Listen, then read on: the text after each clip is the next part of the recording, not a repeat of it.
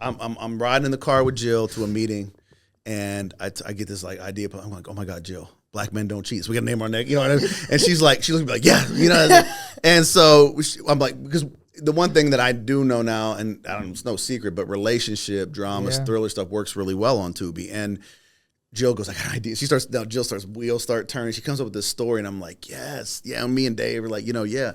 So she writes Black Men Don't Cheat. We actually don't even do it right away. In the end, we only have ourselves to blame for falling so deeply in love.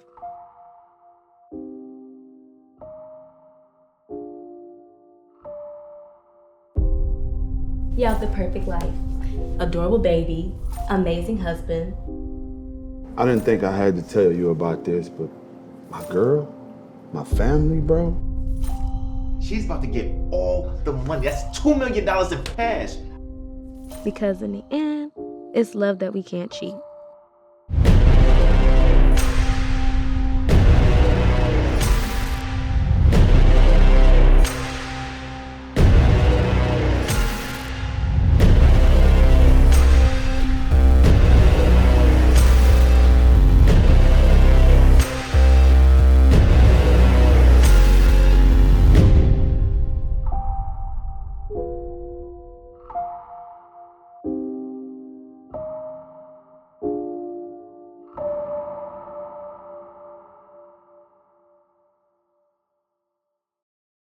And I never saw that coming.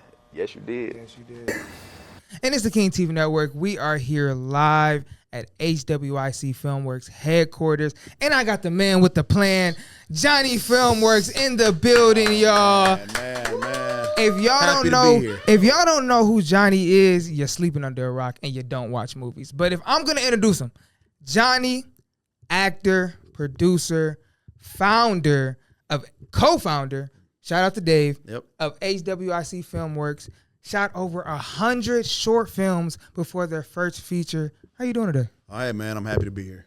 I'm happy to be here. Happy to be here in my own place. Right. Yeah, no, but I mean, I'm happy to be on your show. Let's say that. I'm happy to be on your show, man. Hopefully we can get a good interview going here. Absolutely. I think our conversations should be interviewed. Should be videoed every time. I kind of wish somebody was there, like when we were at Scalpers. You know, people had a camera there because we had some really good deep combos, deep conversations. Yeah. So we're gonna get into it, man. I really want to reintroduce HWIC. Okay. Y'all have done so much over the past 20 years.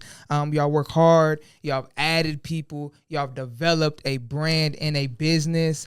Shout out to Tubi. Y'all have been able to monetize and grow. But it started with two cousins that had a dream.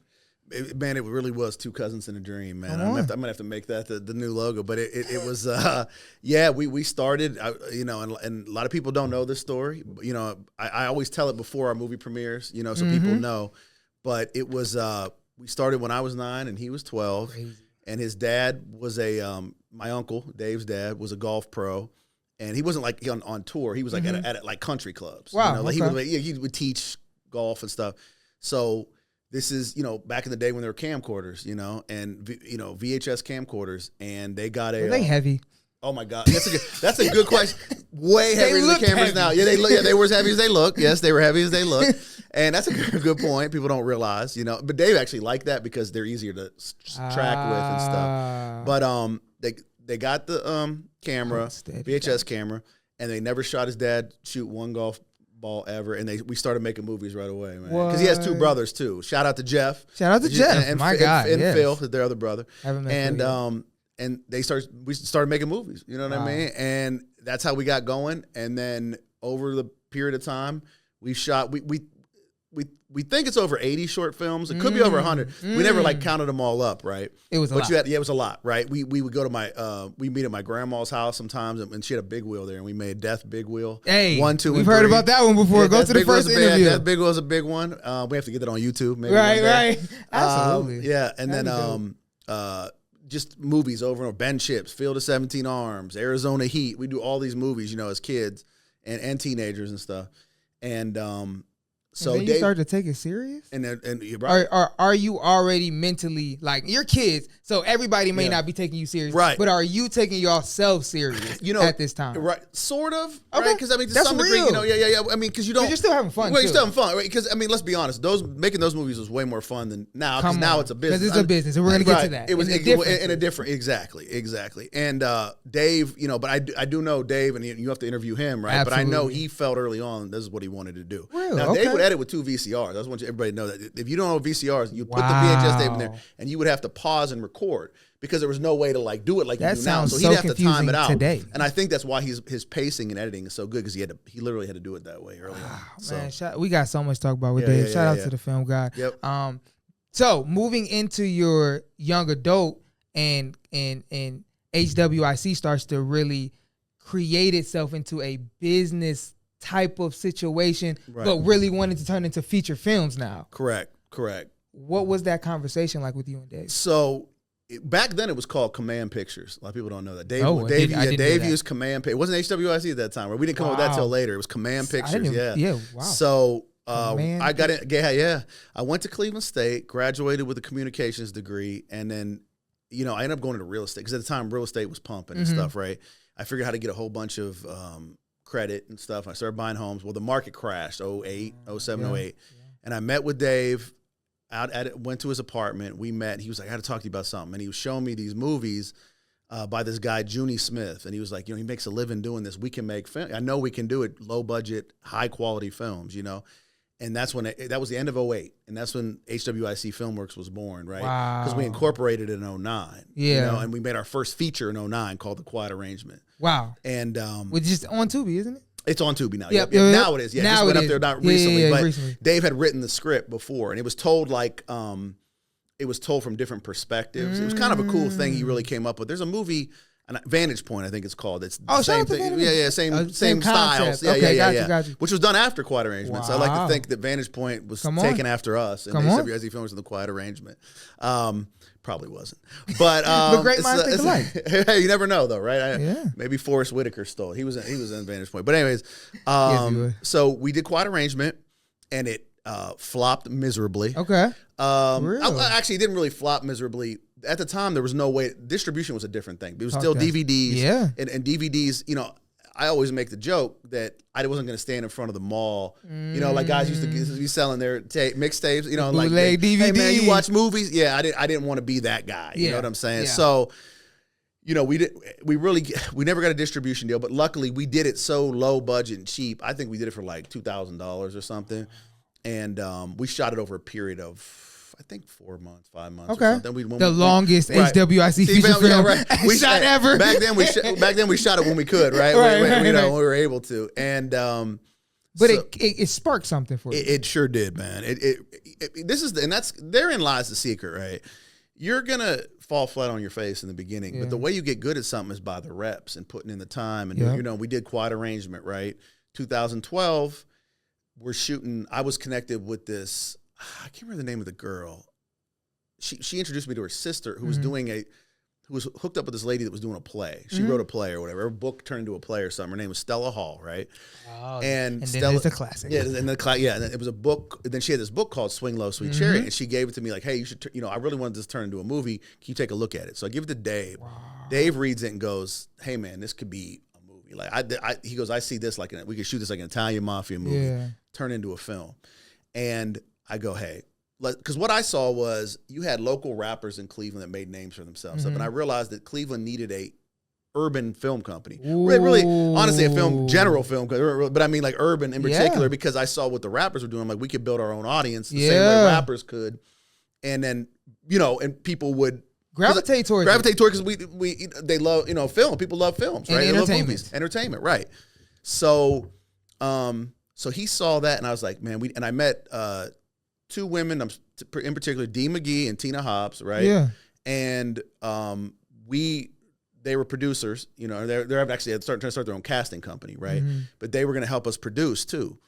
So we used them as the casting company to cast the movie, right? And then they helped us produce. I mean, to this day, me and Tina are like tight. You know what I'm saying? And this office used to be 10 plus years. This years. office used to be. This That's what I thought. This is where we did the Swing Low, Sweet Chariot auditions at. Wow, Like we're sitting, in history, like literally. We were sitting. I mean, excuse me, where we're sitting, they were performing. We were sitting over there, and they were they were coming in. This is where Hakeem first met him. Shout out Hakeem. Yeah, and Falia and all them, and really Cleveland. You started to put real Cleveland artists and actors in the spotlight. Correct. And yes, in film and getting it out. Correct. Like getting it done. Correct. And well, that's a big part of it. Like 60% independent films don't even get finished. Exactly, right? and that's a real statistic. That's a real. Not like just you could Google that. You can Google that. Like that's a real thing. Right. And it's hard. And another thing, 95% of independent films don't make their money back. Come on, y'all. So think about this. Yeah, right. They have had success in this. This needs to be said, right? You know, this needs to be said.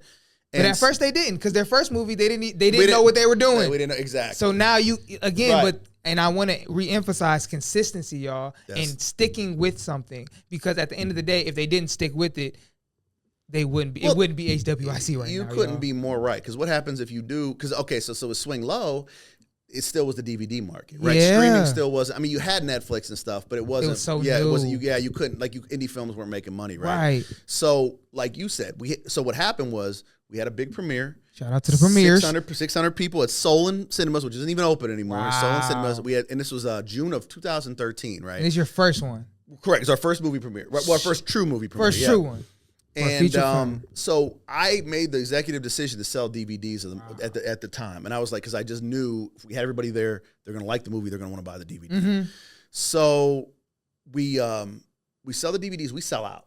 I mean, pretty much sold them all, right? Shout out to that. And bootleggers got a hold of it, and it started spreading through the city, right? So it starts going to all these.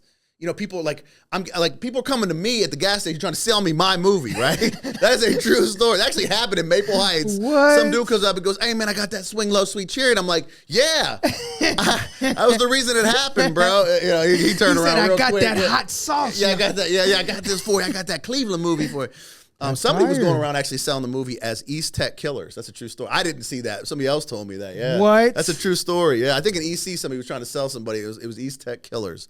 I don't know why they called it that when it was Swing Low Sweet Cherry. But anyways, so but it became a cult classic for Cleveland. It became a cult classic, and we knew this early on, right? So this is 2013, and I mean, I'm 13, 14 stuff. I'm seeing everybody like, I love this movie, right? But don't forget, Instagram was new. All these things were new. So people didn't know it was us doing it, right? But back to your point that you made, the brilliant point you made is, if at that time we weren't really making money past the DVD, right? Mm-hmm. So after that day, it was hard to even get money coming back from this movie. We hadn't even, budget wasn't even made back. Wow. So what happened was, it was like, you know, like you were saying, we could have quit and said, oh man, you know, fuck this, I'm not doing this. You know, this is whatever. But, you know, think about it. If we didn't stick around, look where we're at now, right? Exactly. And like you were saying, in the beginning, you're going to fall flat on your face. It's going to be rocky. You may even have successes that aren't showed monetarily. Come on. Right? And that's what I want to emphasize with Sweet Low Sweet Cherry. At the time, it was hard to monetize it completely. So even though it was having success in the streets and everybody knew about it, a dollar wasn't being made half the time. I was making the bootleggers rich. The bootleggers were getting rich. Yeah. But how does that help the company? It doesn't. Yeah, y'all. that's what I'm saying. I understand that. Yeah. What it did was it did start helping the movement start. So that's right. When you come out with the next movie, they're like, okay, what is going on here?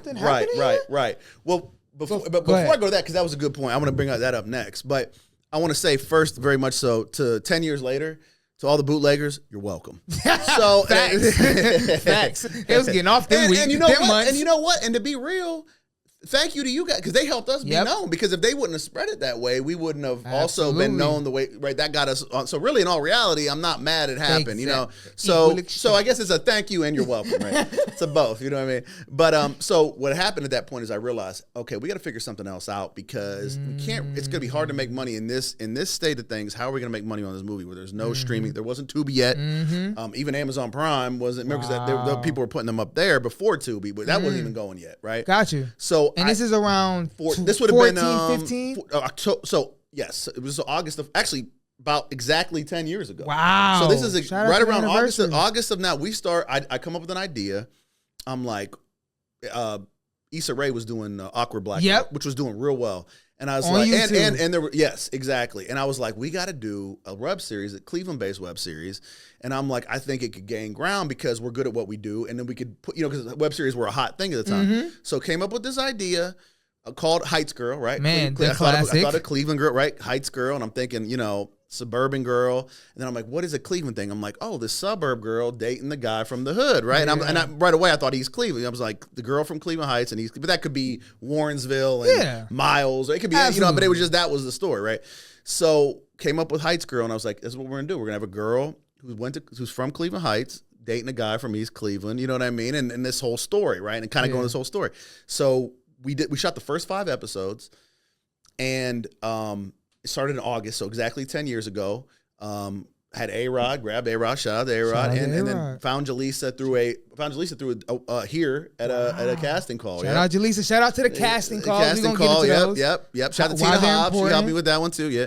And so we found them. We shot the first 5 episodes, and we're like, I don't know how this is gonna go. Let's put them out. If it does well, we'll do the next 7, or we'll just. If it doesn't work, boom, we move on to the next thing. Gotcha. So it's kind of a proof of concept, which by the way is another little business lesson for everybody. If you don't know if something's going to work yet, try to do as little as you can to see if it's going to work, right, from a proof of concept standpoint.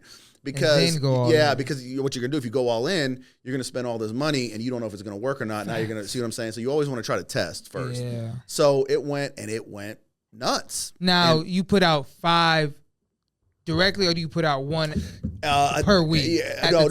I want to say it was 1 every 3 weeks. 1 every 3 weeks, right? Because it was gaining traction. It was gaining traction, and people were waiting for the. It was weird. By the 5th one, I'm running the YouTube channel, and I would see as soon as it would go out, the numbers would just. I was like, whoa. Oh, it was that was one of the coolest things. And I was building an email list too. So I put the email out, hey, this episode's out, and it would get all these email openings, Wow. And that was really cool, man. And is that your first time really seeing the analytics working? Yeah, that's a good point. So yes, because think about it. With Swing Low, I didn't see anything. You don't see anything. That's a great point. I'm just hearing stories. Right. But marketing. But I say right, exactly. And I knew marketing. But once again, how would I know if it's bootleggers? I can't keep tabs on the bootleggers, right? And so now you have found something that you can keep tabs on. Dude, I had a girl recently tell me, I have to tell a story just because it makes to make the point. Absolutely. How many years later now? 11 years later, she lived in the Rock, right? Which is, I guess, another project's way Rocky River projects are way on the west side, the far west side. Literally. And she was telling me that she remembers when it came out, and some bootlegger was selling it, and everybody in the projects was watching it. And she was going, they were all going apartment to apartment, and everybody was like, "Oh, did you see this movie?" And it was the coolest story because it's something I would have never. How would I know that, right? It was in so it was in the streets.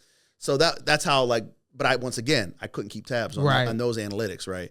So now YouTube I can see on YouTube it changes the game. I'm seeing, we have, 20,000 views. And at this point, how is the business model? Because you make it and incorporate it in 2013, right? No, not 09. You mean 09, originally. LLC, but originally. Right. So now it's 2015. How is the business model changed? Because business changes. Great question. Well, that's okay. So, back then, Dave's working a regular job. I have a little marketing agency. So Talk about it, because they think it's all fun and games. We didn't go right into this making money, man. You're doing this on the side because you have to. And I have a marketing agency and I have clients. I'm doing work for them. I'm running at the time it was Facebook ad stuff when it was new, right? So it was real hot. Also learning the game. But I'm also learning marketing that I'm able to use later on.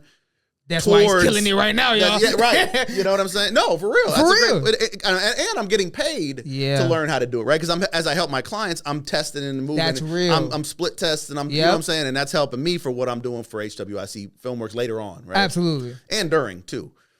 Anyways, but like you said, things changed. Well, at the time, YouTube, we didn't monetize it because the numbers where they're at, we still wouldn't have made. Right. It was still going to be under 100. I don't know. It just wasn't going to be doing what it was doing now. But anyways, so it does real well. The first time I ever see, you brought up this point about knowing, my birthday's March 16th, day before St. Patty's. So I usually go out on St. Patty's Day, right? Because nobody wants to go out on my birthday because they're waking up the next morning to go out and get drunk, right? So October 15th, 2014 was the first episode of Heights Girl came out.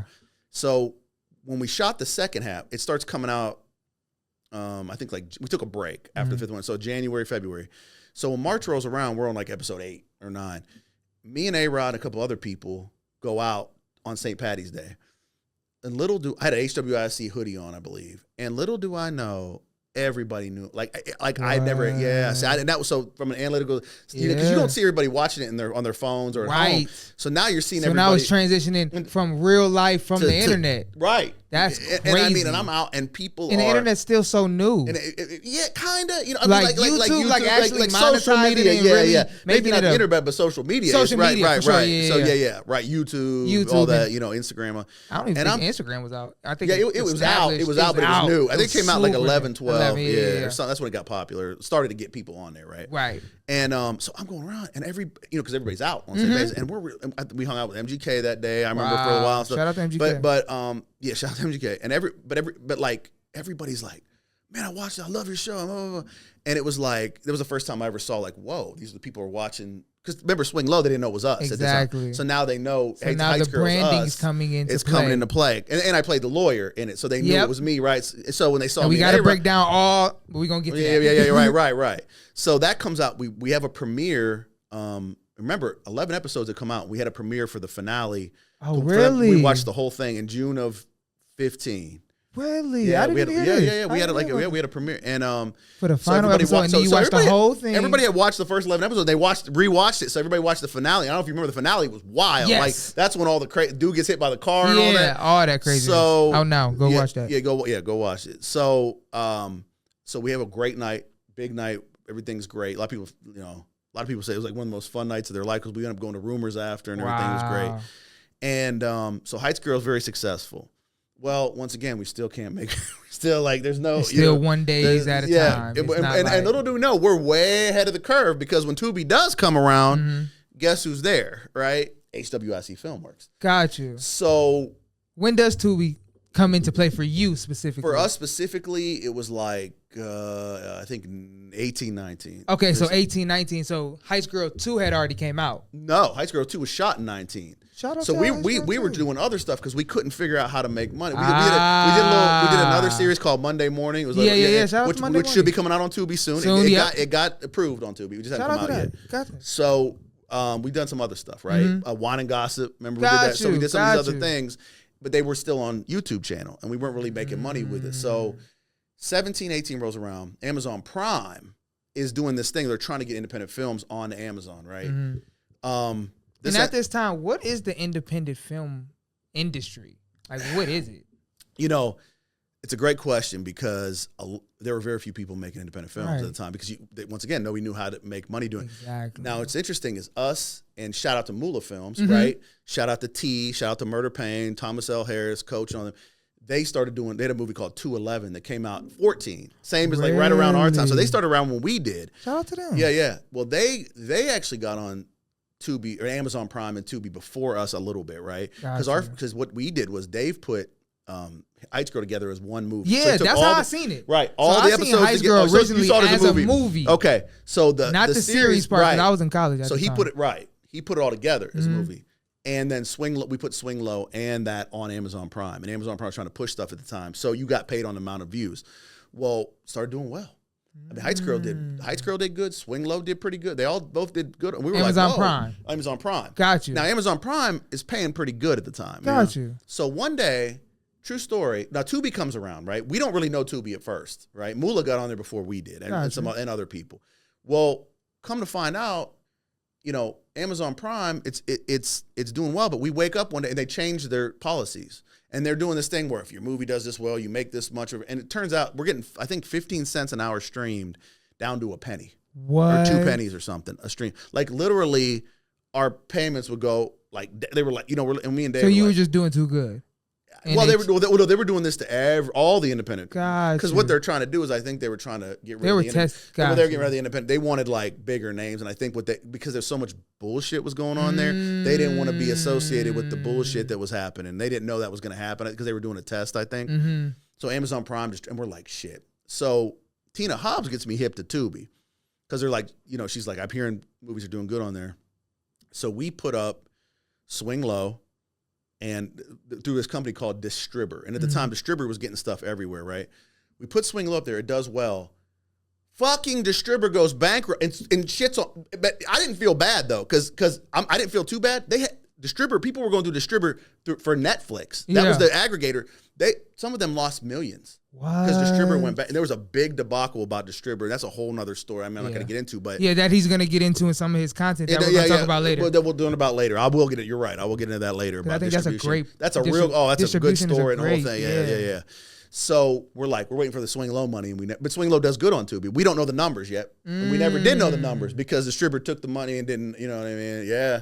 What? So we never found out. And I want to pause it right there because, and I'm really getting into this specifically because you get to see the transition of the market, how brands have to change and shift with the market, losses, wins, and they all come at the same time, y'all. It's not like it just you win and then you just keep winning. Yeah. No, you can win for a little while, then lose, and you got to figure it out. Amazon Prime could start working, and then it stopped. They could change a new bill could happen and change everything. So you got to understand when you're a business, when you're a brand, you have to be able to be flexible in your market and know what's going on. So what's coming new, what's going to be happening, and who's the leaders. So he's been talking about specific names that are leaders still because they were leaders back then. So I just wanted to emphasize that because as business owners, sometimes we get stuck in the now. And you may be making money right now, but are you going to be making money in 10 years? Are you looking at the market as a whole, or are you just looking at your market right now?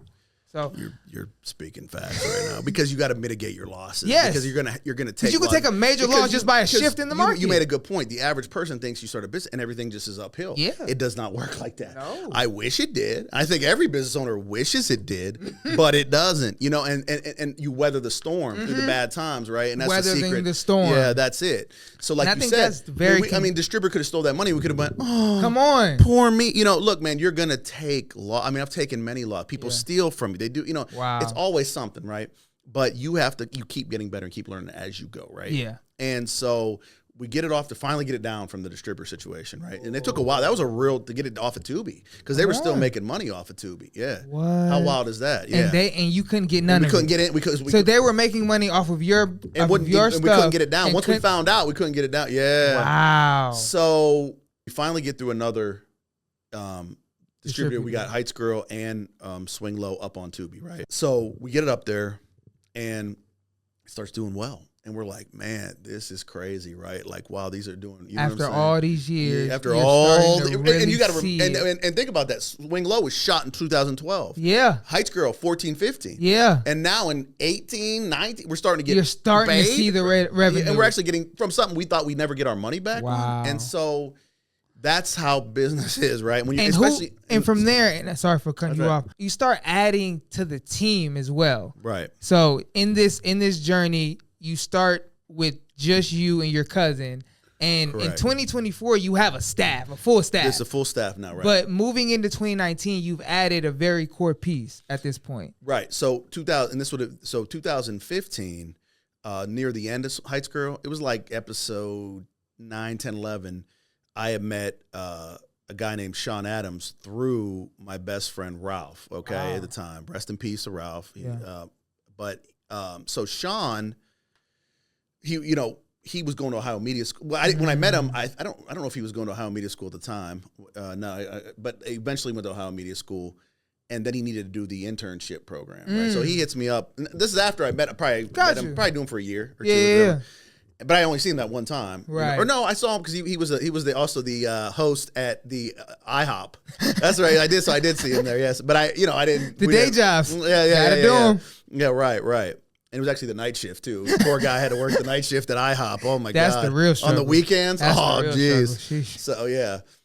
You got all the jobs. So you're basically seating drunk people all night. That one pancakes. Right. Yeah. The easiest crowd to deal with, I'm sure.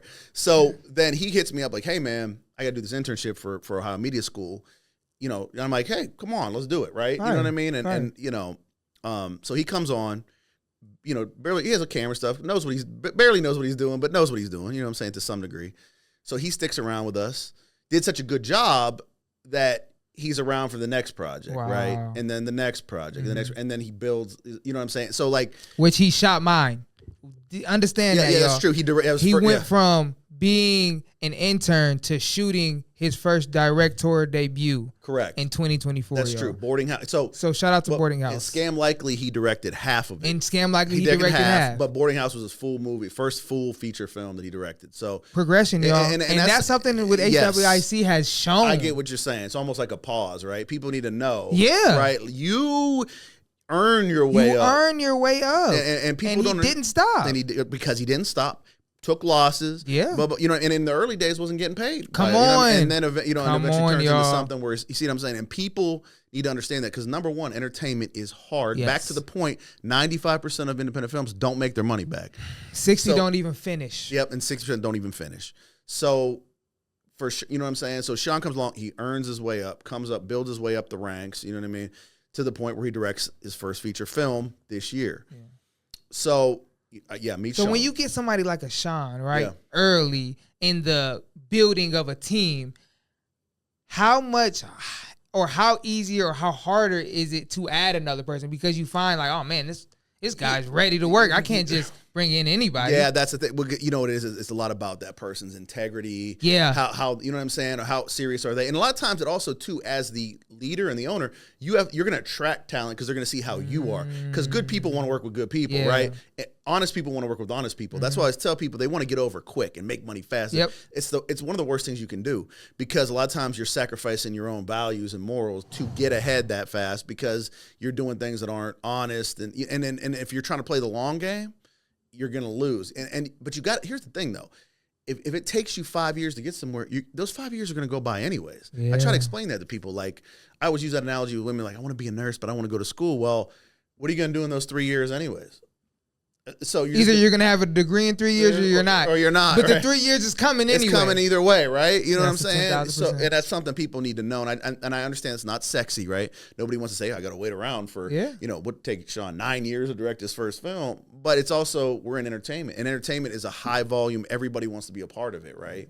So it's a harder way to make your way. You know what I'm saying? And we spoke on something briefly before we started, compound. Mm-hmm. The compounding effect. There you go, the compounding effect. And I think that's going into HWIC as a whole, and that's going into Sean right now. Yeah. And I think it's showing what that means. Basically saying what you said earlier, the opposite of that. So not sacrificing your morals and integrity the first 5 years, but taking 15 to make your first couple dollars.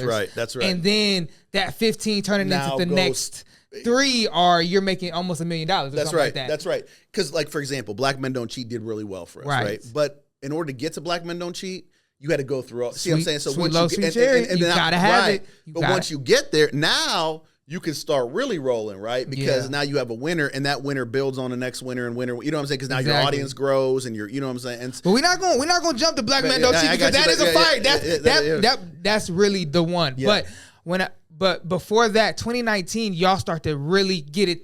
Y'all figuring it out because you've had time to figure out Tubi. Correct. You've had time to figure out the production, and you put it all together. Which is a big part of it. So Heights Girl 2, I think we started shooting in August or September of 19.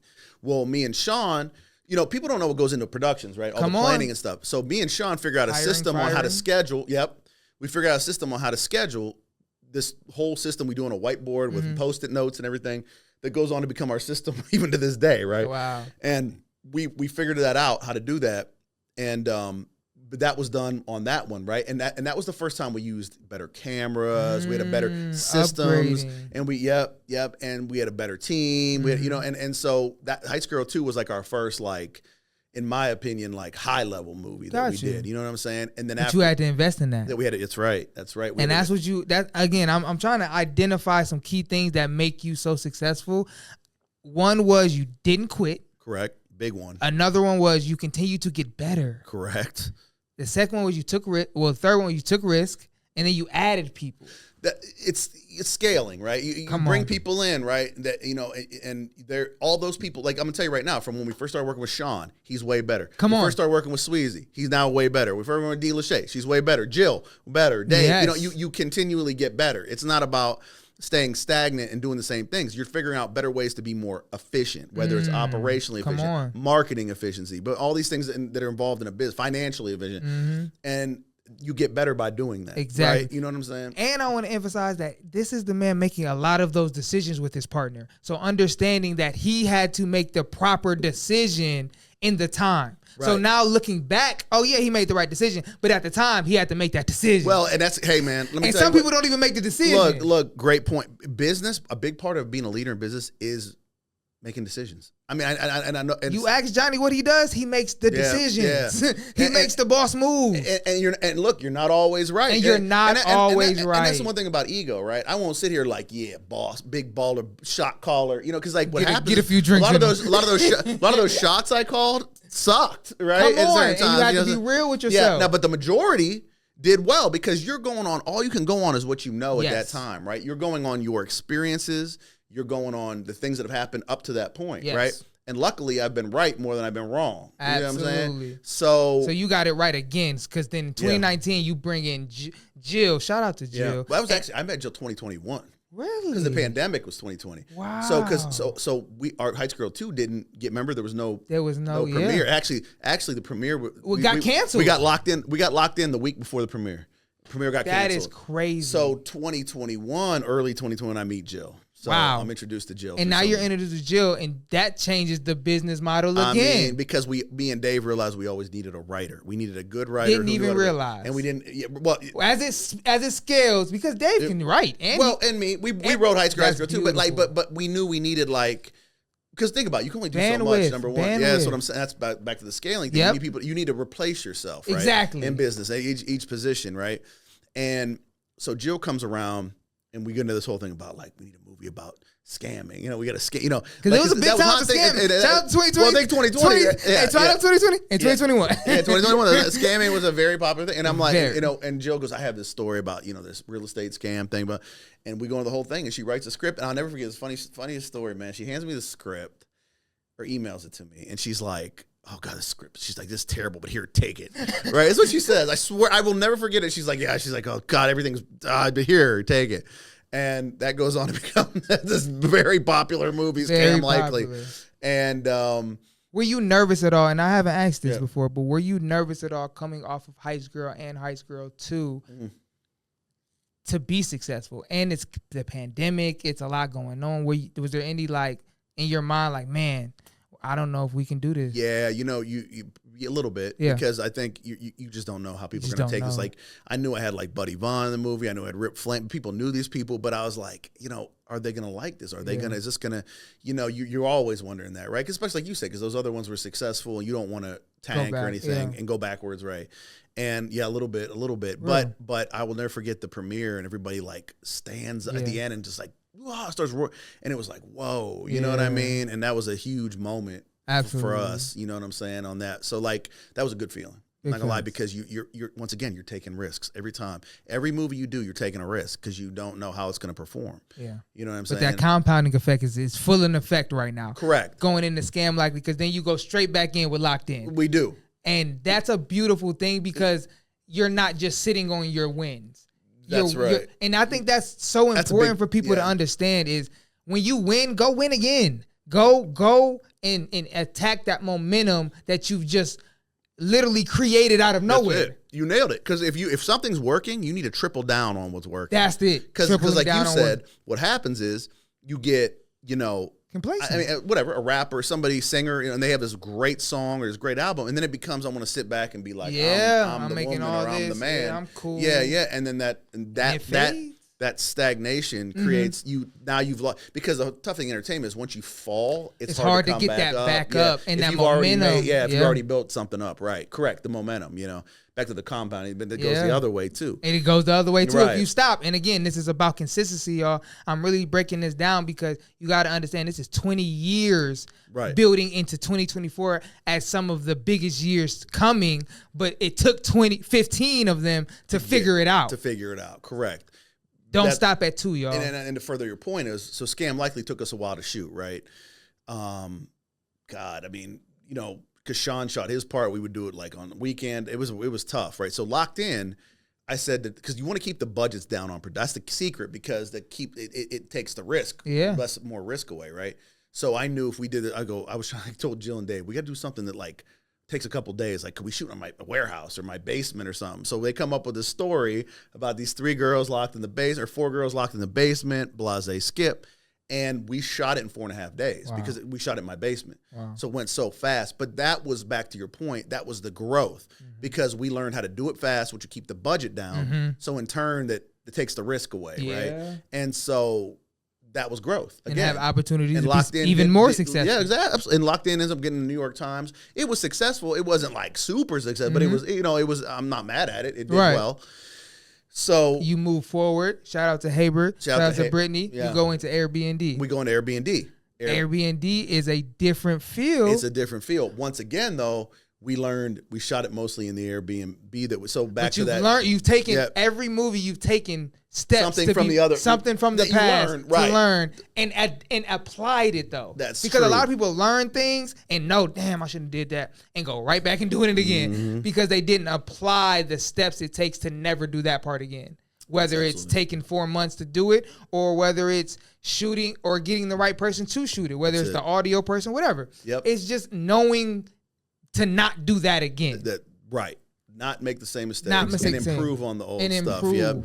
And with Airbnb, which to this day is my favorite of our films. Is it? It's my favorite. Yeah, and it was, to me, the easiest production. Like, everybody was just so easy to work with. Shout out smooth. to them. That was when I first got D. Lachey, who's like our line producer, like almost like an assistant to me, who her first movie, she got to work on the easiest of all the movies.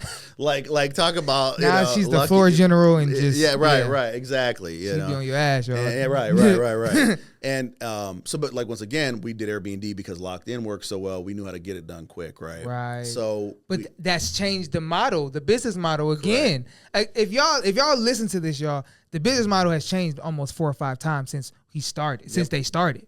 And again, if you don't change with the times will make you change. It is what it is, because the times is changing. That's right. So going into Airbnb, you're coming off some really good momentum, and I mean, I'm talking about that because Locked In made it to the New York Times. So that was a good publicity. But then with Airbnb, it does really well. It does. It did. Airbnb did do well. Yep. Especially the first month. It did very well. It kind of fell off fast, but it did really good the first month. And it was shocking, and it kept things moving. And it was right. It was different. Yeah. And then we get to the big boy. And then we get to so I'm riding in the car with Jill to a meeting, and I get this like idea. I'm like, oh my God, Jill. Black men don't cheat. So we got to name our neck, you know what I mean? And she's like, yeah, you know. And so I'm like, because the one thing that I do know now, and it's no secret, but relationship, dramas, thriller stuff works really well on Tubi. And Jill goes, I got an idea. Jill starts, wheels start turning. She comes up with this story, and I'm like, yes. Yeah, me and Dave are like, yeah. So she writes Black Men Don't Cheat. We actually don't even do it right away, right? Wow. Yeah. We didn't even do it right away because I think I heard Airbnb was shot was shot before. Yeah.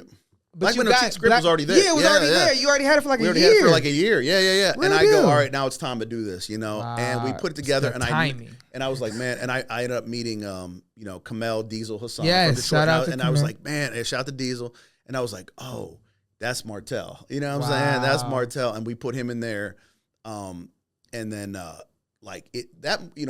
sometimes, man, there's lightning in a bottle, right? Yeah. Everything comes together, everything. And then, that movie actually came out after we shot Boarding House, remember? Right. We had already shot Boarding House, and it comes out, and it just starts going berserk. Yeah. Tubi and everywhere. Literally. Twitter, Instagram.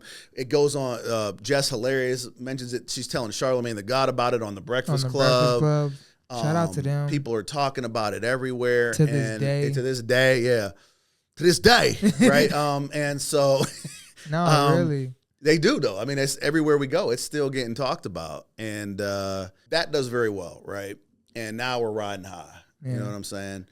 And I think it's very important to understand in business when you're moving and you've had success and you're not just living off momentum anymore, because you're not. Because HWIC is not living off momentum. It's a brand now. Correct. So it can take more risk than somebody that is just starting and living off the momentum. It's tough, man. It's very tough. That's why I'm glad you brought that, because I think people don't realize to what degree how hard it is to start a business and stuff. Because when you're coming in new, you don't have any analytics, right? Right. It's all brand new. So no matter what it is, I'm just gonna be like a pizza shop, Yeah. right? You can kind of go off what you've seen or heard, or you could get some Mm-hmm. research done, but you don't really know till you're doing it, and that's where it gets tough because film's tough, right? Let's say you go out there and you got to raise money or something, and let's say that's why I said you got to keep the budgets down, because if you raise $50,000 and you come out the gate, and you think you got this great idea, and then you only make $5,000 back, you just lost $45,000, and that's hard to recover from. Yeah. You know what I'm saying? But like you said, when you've been doing it for a while and you go, hey, maybe we want to expand this way, you have cushion within from a financial standpoint to be able to do that thing, right? And that's where Boarding House comes in. So Boarding House for you was a horror film for the first time in HWIC. It was the first time. It was an urban horror, and I always said to myself, there's not many urban horror movies. You got Bones, and you got Jordan Peele does some stuff. Right. And you got, Tales from the Hood and stuff like that. But, I was like, we got to test this out. You know what I'm saying? So we went and did that. And like you said, you got to take risks when you can take risks. Bigger risks, right? Exactly. Where they're not going to kill you. You know what I'm saying? So you're right about that, man. Because you got to really figure out what is your sweet spot. Branding is tough, right? Yeah. You build that brand, and you got to really at some point say, okay, this is who we are. This is what we stand for 100%. You know what I mean? And you got to, because you'll always be mediocre until you can really do that. You know what I'm saying? It's like we're Cleveland centric. We've always been that. We know that's part of our brand. That'll never change. But are we this urban relationship? Are we this urban horror? Are we urban? And we really got to know. We gotta as know. a brand. Right. Branding a lot of times is you got to think like, when you think of what comes to your mind when you have a headache? First thing that comes to your mind. There, you see what I'm saying, right? When you need a tissue, what comes to your mind? Kleenex. Yeah. We don't even call them tissues. We call them Kleenex. That's the brand. We're calling the tissue by its brand name, right? You know what I'm saying? Literally. Do you ever think about that? Right. That's what you want your brand to do, right? If somebody said podcast, they go King Teeth. I mean, that's really what you should be shooting for, right? Facts. And people synonymous with Cleveland and urban indie films is HWIC. Right. And that's what you've established. We have at this point. Point. What genre are you? You know now you're getting specific. Now you're getting real specific. But you have the luxury to get specific now because you've understood what you've done and created something with momentum that has been successful. Correct. So now I want to get into what you're going to be getting into, which is the content. Correct. I do content. I do interviews. But Johnny Filmworks, man, himself is going to be doing producer-based content, the Gary V of indie film. Yep. Speak on that a little bit, why? So what I'm seeing in the independent film world now is it's still the wild, wild west. Nobody really knows what they're doing 100%. Right. They might know this, they might know that. Like you get cinematographers that know how to shoot. You get audio people that know how to record sound. But actors that know how to act, but nobody really knows the big picture. Come on. And so I saw that. And one day I'm watching Gary V, one of his videos or something, and I was like, man, we need that in independent film. Wow. Right? And it's in particular ultra low budget. So ultra low budget is $250,000 and down budgets, right? Which is where we're Which is a market. Which is a market, right? Absolutely. It's real. That's a Tubi market, right? The urban Tubi market. And so mastering that's real. That's it, right? So I said, hey, I got to go on and be that, right? I got to have Sweezy follow me around with a camera. I got to, you know what I'm saying? Because the crazy part is people don't even know that's the thing. Like $250,000 and lower is considered a certain level of movie, right? But that could be, you could be. Once again, people don't. You're saying they don't even know that. They don't right? even know that part. But you could be the master in there. Yeah, that's exactly. There you go. That's Come it. on. Where's your niche? Right? Where's your niche? And so I'm realizing they don't know how to run the productions correctly. From you. They don't. They don't know how to. They don't know how to act. They don't know how to get roles. Yeah. People don't know how to create the films. Right. Like you said, big one is production. Yeah. Hiring, firing, how to schedule it out, how to keep everything in one place, and and all these different things. And so as I'm seeing that, I'm like, because for me it was always, and people use the term give back, right? For me it's just giving. Like I always look at it like I don't mind being over 50%, right? I can be 70%, 30% as far as giving to take, because for me, I feel blessed to be able to do what I want to do and become this far along. Yeah. So to be able to help people, and especially in the urban market, right? Where the films are doing well, but people don't know 100% know what they're doing, to be able to be more efficient and better there, like that, because I don't really, from a competition standpoint, first off, we're doing so well. it's like, and I see other people, like a big goal of ours is to bring Cleveland up, Cleveland film. Well, how are we going to do that without teaching and showing them how we do it, right? So that's a big thing for me to be able to show them this is how we do it, right? Absolutely. And you see what I'm saying? But it will putting it out to the world, it will attract the world as well. Absolutely, 100%. And right? that's beautiful because it will bring more light to even Cleveland itself. Correct. So absolutely. The plan you have for your content, man, I can't wait because the information you've gathered over 20 years is literally you can't buy that. You can't buy that. It's priceless. It's priceless. And you don't want people making the same mistakes. And, exactly. And you know, another thing too I learned with Detroit is, you know, I know they're competitive with each other, right? But when one of them does good, all it does is help the rest of them, right? Because I mean, people, I just watch Detroit too. That's what they say, right? Yep. They don't even know exactly who did which one. And that's what I realized we need here because if we're gonna, you know, I mean, if like I get excited. Like I saw our Shout to Car Show, Brian. Yeah, Shout to Car It was Show. the most popular for like 2 or 3 days. I was pumped about that. Yeah. Because I'm like another Cleveland movie in most popular because it's always just us, right? And there's nobody else usually in most popular. So for me, it's like I want to see everybody do well, right? Because I don't know. I just don't. There's no hater, no jealousy, right? Because I feel like your success doesn't affect my success. Exactly. So like I'm just want to help, and you're putting it out into the world, right? You're putting positivity into the world. And that's what matters to me, right? The most. You know what I'm saying? I like seeing people do well. You know what I mean? I like seeing you do well. You know what I mean? I like we need that. Like I look at those Detroit podcasts, right? They do. You know what I'm saying? I want to see you on the level of like those ones that I look at. Shout them, out like, to Kid man, yeah, right, Kid L, right? Exactly. You know what I'm saying? And so, you know. There's enough for everybody, right? To win. There's enough to go around. You know what I mean? And when I say everybody, not everybody's gonna win. Right. That's part of life, man. Come on. You got to put that time and that hustle and have the work to want to be doing. And back to this, like building a team. People got to know how to build teams and show them. You know what I mean? Teach them how I'm doing it. You know what I'm saying? And look, it's not even like this is what you need to do. It's this is what we did, and it worked. Right? I'm not even telling you. The proof is in the pudding, yo. Yeah. And that's the one thing you don't have to convince. Like.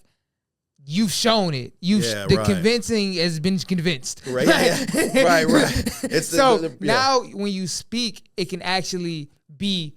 No, we're here to listen to the information because we know he has credibility. Dude, 100%. Like that's beautiful of waiting a little while to do the content. Because if you would have did the content at the beginning, it would have been cool. But it would have been a lot of you learning. You can really teach a whole course on how you break down a movie for sure. That's a great point. But, Go ahead. But you can also break down step by step just how to have the character enough to stay in this game. That's a whole different conversation, dude. And that's why they need you out here, right? Because you're right. People want to. You want to learn from somebody who the credibility. I always laugh at people like, you know, they say they want to start a business, so they ask their like mechanic uncle. You know what I mean? And I'm like, that's not the person you want to ask. Right. You know, it's no different. Like if you want to learn how to make money, I want to learn from Warren Buffett, not, you know what I mean, the guy down the street who's saying, you know, and so you're right. You want to learn from the people that have actually done it. They've been there in the trenches. Yes. And they've learned that whatever business system, you know, whatever it is that they're doing. Yeah, whatever. And they're continuously learning the new systems so they can keep you updated. That's why your content will never get old. Because you have so much, you have 20 years to tell them of experience, and then you have another 20 of new stuff that's coming. That's 100%. Beautiful. Because you're going to keep learning. Because you're going to keep learning. And you can keep as you grow telling and get bigger, the people. You know, and think about it too. And you're like, say you're an actor, you're hearing it straight from the horse's mouth on what I'm looking for to get enrolled. People to get roles. You know what I'm saying? Like, this is what I'm looking for. Blase, blah, blah. You know, and you want to hear it from that person, not from anybody else, right? And I think that's the secret. And like you said, the proof's here. It's all, you know, the movie posters, everything. I mean, it's not. This isn't like going to be. It's in the pudding. It's right. Last things I want to talk about. I know Sean been looking at us. We gotta get up out of here. But last things I want to talk about is the strategicness of adding Detroit actors in the recent films. Right. It was very much not taking away from Cleveland, but expanding the brand for Cleveland. Look, I'll take my ego out of it. Detroit is running Tubi overall, right? As a whole, right? And just because we're the biggest in Cleveland doesn't, you know what I'm saying, doesn't really, you know, that doesn't mean anything outside of Cleveland, right? Come on, let's be real. And so with those actors building their names, I mean, some of them been in 80 plus films or something stupid like that. You bring them in and they've already built their followings, right? They've marketed themselves. They've built a following on social media. Mm-hmm. So they're people looking for their film. Yeah. You put one of them in a movie, they have diehard fans that want to see that movie because that person's in that film. Yeah. And what that does is now it puts a light on the Cleveland actors that are in that film because now they're discovered through that Detroit actor who has a name, right? And the film company who has all these great films and then they're like, wow, this is really good. What else has this film coming down? You know what I mean? And look, some of them, I've talked to a few people, they're like, I thought you were in Detroit, you know, but the majority are like, oh, I didn't know about you and you guys and what you're doing. And they go and they watch our other movies and our other films. And I'm glad you asked that question because sometimes you'll get Cleveland actors like, why would you want to put you know, why don't you put one of us in them? And it's like, because nobody knows you. Yeah. And by them being in the film, it only brings exposure to the other actors that are in the film and helps them, you know, build their brand through the success of that film that, you know mutual what I mean? Beneficial. And that, hey, look, win-wins. Whenever you can get win-wins in your business, it's all about win-wins. When you could do that, you've really made, you know, have a successful business. Absolutely. Because it's, you know what I'm saying? Like, that's something people don't think about a lot. And all they do, and understand this, at the top, it's nothing but collaboration, y'all. It is not this competition thing y'all think that's happening. It's all about collaborating and getting to the expanding, bigger markets to be able to get your audience wider. I mean, why would we want to be fighting with Detroit, trying to compete with them when we can get with them and blow up? Yep. Come on. And now they're coming back. They've done, shout out Car Show, they've done multiple movies here. Right. So it's not like that opened up a market for them. That's right. Absolutely. So again, you're changing the game. And shout out to HWIC, shout out to the whole team. But shout out to you and Dave for sticking with it because it's literally the only way to get to this point. Yep. Because you don't, if you leave at any point in this journey we've talked about, we're not sitting here right now. Dude, when times get tough, if you're leaving, you're just thinking about you're starting all over on something else. And it's like those bad times kind of taught you. You learn those as long as you learn them, right? The mistakes and the things that happen, or just bad things. Then you don't have those same mistakes later on in the career of the company, right? You know what I'm saying? And there's a big secret there, right? I mean, but I get it. When you're down, I don't want to do it, you know. But if you can fight through that, man, that's where the world magic happens. You know? So my last two things is I want to get the mission statement for the company because I believe you put that out a few weeks ago, maybe a couple months ago now. Yeah. But really have over the last 20 years, it's already been established through the verbally and through the culture. Sure. But now you put it into words, specifically what you're trying to get across to the people. It is, because it's always tough to create that one sentence. You know what I mean? I know me and D. Lachey went over it about 10 times, me and Sean, trying to get it just right, but here, I'll read it to you here. You know what I mean? Okay. And then I want the values of the company too. The values, yep. So like I said, it took us a little minute because like you want to express it the exact way that, you know what I mean? That the culture is. It is, yeah. Right. And it's really hard to express it. Where you're happy to finally, you know, say this is exactly what it is. Because I didn't realize until I was in it. Because the culture has truly been created here. Right, exactly. And I'm glad you see that. I'm glad you saw that. Absolutely. On set and everything. You feel it. You feel it, right. So the actual mission statement, which we're going to get real big right here, right, is going to say... Our mission is to create top-of-the-line urban content and curriculum that showcase, inspire, and educate Cleveland talent and beyond. And that's the mission of the company. That's what we've been talking about. Yep. And then the values, core values. Yes, sir. And these are our 5 core values.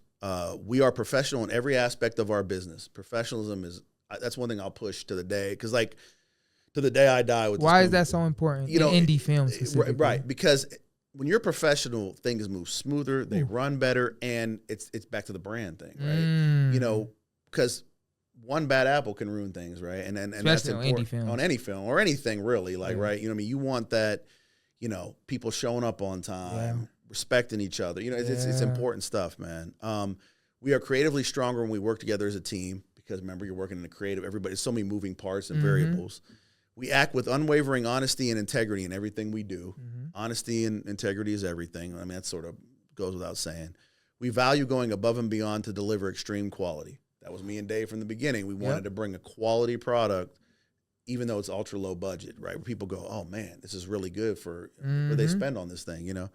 And then we have a passion for producing and teaching narrative film, because that's always been the passion, right? To do that. Absolutely. Those And are that goes cool. into educating And the right. curriculum, And and building curriculum it, and building a brand that not only gives entertainment but teaches how to entertain. Right, that's it. That's it. amazing. 100%, man. Absolutely. So shout out to you, but shout out to you and Dave again for staying consistent, for sticking with it, and continuously incrementally growing. Yeah. Because it's so hard, and especially the years where you don't see the growth. Yeah. Because there's some years you Facts. may not even see a growth, but it was real growth there. And some of those, the hardest years that you may not have grown, you grow the most. You know, and I'll say this before, because it's funny you bring that up, and the people need to hear this that want to start their own businesses. You don't really want to grow too fast. Right? Come on. Because if you're growing 200%, you're not going to be able to keep up with the Sustainability. demand and sustainability. Because, you know, if you got to think of it like this,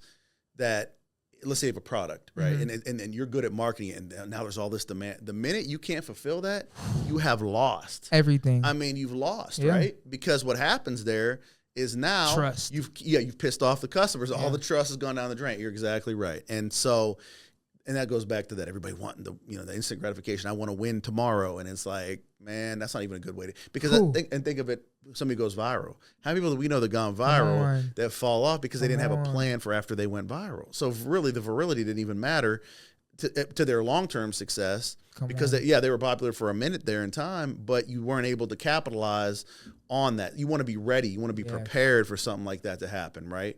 Because like a black man don't cheat. a black man don't cheat, because we had already, so when we hit it, we had already prepared for that moment. You'd already had 100 pieces of content ready to push it still. That's absolutely right. And again, that preparation, if you hear that, like, taking back to that moment, because I remember I heard it live because I listened to the Breakfast Club. Okay. I heard it live. Okay. I seen it on the internet. I think maybe even D. Lachey or somebody had already had a piece of content ready to post about black men don't cheat. Right. And then HWIC was right after. We were right. There you go. You know what I'm saying? That's what I'm so it's saying. like that is, people don't get that. You gotta be ready, how important man. that is. You because gotta you're be ready. taking advantage of the moment. And that goes back to the marketing piece too. Yeah. That's another thing people don't think about, the marketing piece. I see a lot of people put films out and they put the poster and the trailer and nothing else. Come on. Ever. And it's like, dude, you got to keep pushing these things, and you got to, like, you have a moment like that, you got to put that everywhere. Yeah. Right? Because make sure they were- know. Mhm. Absolutely. Makes it credible. Well, man, again, always love, appreciate the conversation. Oh, dude, it's great. Always. But I really love how you broke down HWIC Filmworks, man. Thanks, Hollywood bro. and Cleveland. It's really here. Yeah. It's really possible for you. I was a star in a movie, y'all. It's really possible for you to really get your talent seen, and you're shedding light on Cleveland in a positive manner, man. Oh, dude, I'm 10,000% and always that's the gonna be biggest behind compliment, that. right? At the end of the day, that was really the goal. I wanted to make Cleveland look good, right? The culture, every movie is our culture, Yeah. right? We push that in there. Urban Cleveland doesn't get, other than like some of the rappers, it doesn't really get a lot of shine, right? Right. And Hollywood shuns, let's just be honest, I don't want to get on like I hate Hollywood, but they do shun black actors. Yes. To be honest, they don't really give them the opportunities like Especially the other actors. women. Especially women. And all our movies have usually a An woman emphasis, as a centerpiece, yes. right? And so being able to like showcase that, look, Dejanay, Buddy, these people have killed these roles. You know what I'm saying? And they were known for that after. You know what I mean? And be able to bring that, to the country, right? Or for that matter, Tubi's in Canada and all these other places. UK now. I don't know if you know that. That's the thing about Yeah. Tubi. It's continuously growing and expanding into different markets. Absolutely. So you're not even tapping all the markets you're going to start tapping in the next 5 to 10 years. Right. So it's just but knowing that when you in 2021 when you start to get on Tubi because you understand the information and you understand, okay, this is going to grow into, all right, bet. Now you've established yourself as one of the main Tubi brands. Yeah. So as it grows, you grow. That's right. That's How right. important sometimes it's not always to be perfect, but first. Yeah, it's a marketing adage that they talk about a lot. Like I learned this in marketing early on, that it's not always better to be better. It's better to be first. Because it's back to that branding and always being the memory of like if we quit right now, nobody's ever gonna forget HWIC Filmworks. Am I right? Like nobody's gonna forget us. If you need a tire, what do you think of? Michelin. So it's just like certain things you're gonna think about, and you're gonna always think about HWIC. Yeah. So my last thing is get it off your chest. I want to talk to that young producer that wants to create movies that maybe tried but flopped, maybe didn't know how to put the expenses together properly, but he wants to try again. How do they get themselves the confidence, the energy, the team to go do it? Well, I'd say now start watching the Johnny Filmworks videos. Once Come they on, come out, come because on. The information is going to be Because there. it's real. But beyond that, it's to keep at it, man. Like if you have you have to decide. Say I'm going to produce. Know what a producer does, right? Because sometimes the directors think that's pick up a camera and start shooting. It's like, man, there's more to it than that. You got to know how to build teams. You got to know how to nurture teams. You got to know how to work with people and be a leader and really, like be the CEO of the project. You know what I'm saying? And a lot of people don't like it. It requires you to become a better person, right? Ooh. You have to become a better person, and you got to put the reps in every day to become a better person. And you got to put a lot of the quote unquote fun things to the side to be able to become that person. Just to be honest, I mean, it takes a lot of effort, and you have to learn the information, but it's not just learning, right? It's also becoming that type of person to be able to do it. Because making movies, look, I always say this. Everybody, what do we always say? 95% of people want to be a part of a Cleveland, like in Cleveland, want to be a part of a movie or whatever. Well, if there's that high demand, how come there's only one company making multiple films a year? Right. That shows how hard it is, right? Right. The variables. I mean, I know me and Tina Hobbs and Mike Berry talk about how hard it is to make films. It's not an easy thing to do, man. And in order to do that, you have to become a better person because it costs a lot of money, time, and effort to do it. And we make it look easy at this point. And it's not easy. You know what I'm saying? So 1,000% well. Yeah. Man, thank you. The one thing you didn't say, but I want to make it very clear that you are and you have to be as a leader is accountable. Oh, your accountability, man. I have to shake your hand for that because you will take, even if it ain't your fault, you'll take it on. That's huge. People don't, and that's a hard thing for people's ego. There's times I've had to take the blame on something that wasn't my fault. But look, I always say this: if we have a premiere and we're about to show the movie and the movie theater screws up something, everybody's blaming Johnny Filmworks, right? And I have nothing to do with that, right? But I have to own it because I chose that theater. You do. And what I mean? And that's a hard. I'm glad you brought that up because people don't talk about that very often. It's how we are. If something screws up at Amazon, we're blaming Bezos, and Bezos probably had nothing to do with it. You know what I'm saying? But that's part of being a leader, and that's part of you. And that's another thing. To bring that point, keep your ego in check. Yeah. You got to keep your ego in check because, and I've been learning from a lot of other entrepreneurs that they work with other companies, and they said that a lot of times it's the ego is the hardest thing for people to keep in check because you start getting some success and it's like, yeah, I'm the man, and it's like you don't want to do that. Yeah. Really, you know what I'm saying? That's how you lose real fast, real quick. Absolutely. So, man, we could talk all night. Y'all know that. It's the King TV Network. Johnny, I appreciate you. All love, bro. If y'all have not watched Boarding House, go watch it now. Be ready for the next one because they already cooking. It's the King TV Network. We out of here. Peace.